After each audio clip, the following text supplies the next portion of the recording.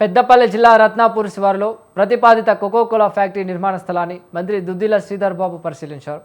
Collector కోయ Sriharsha Coca Cola ప్రతినిధులతో కలిసి ఆయన భూములు, రహదారులు, విద్యుత్, నీటి సరఫరా వంటి మౌలిక వసతులను క్షేత్రస్థాయిలో పరిశీలించారు. పారిశ్రామిక అభివృద్ధిని వేగవంతం చేసి స్థానిక యువతకు ఉపాధి అవకాశాలు కల్పించడమే ప్రభుత్వ లక్ష్యమని మంత్రి తెలిపారు. నిబంధనల ప్రకారం ఫ్యాక్టరీ ఏర్పాటు ప్రక్రియను వేగవంతం చేయాలని అధికారులను ఆదేశించారు. ఈ ఫ్యాక్టరీతో పెద్దపల్లి జిల్లా పారిశ్రామికంగా, ఆర్థికంగా మరింత అభివృద్ధి చెందుతుందని ఆశాభావం వ్యక్తం చేశారు మంత్రి. కాంగ్రెస్ పార్టీ సంబంధించిన పెద్దలందరి ఆశీర్వాదంతో ఈరోజు నేను మంత్రిగా ఉన్నా, పరిశ్రమల శాఖ మంత్రిగా ఉన్నా.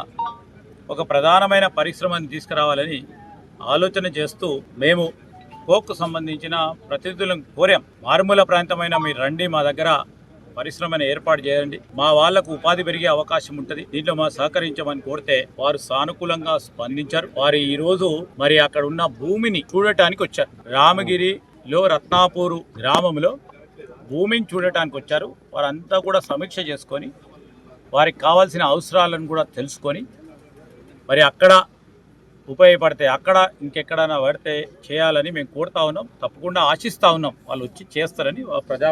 వారి సంస్థ ప్రతినిధులందరూ కూడా ఇక్కడే ఉన్నారు. వారి ప్రతినిధులతో మేము ముందుకు పోయి వారిని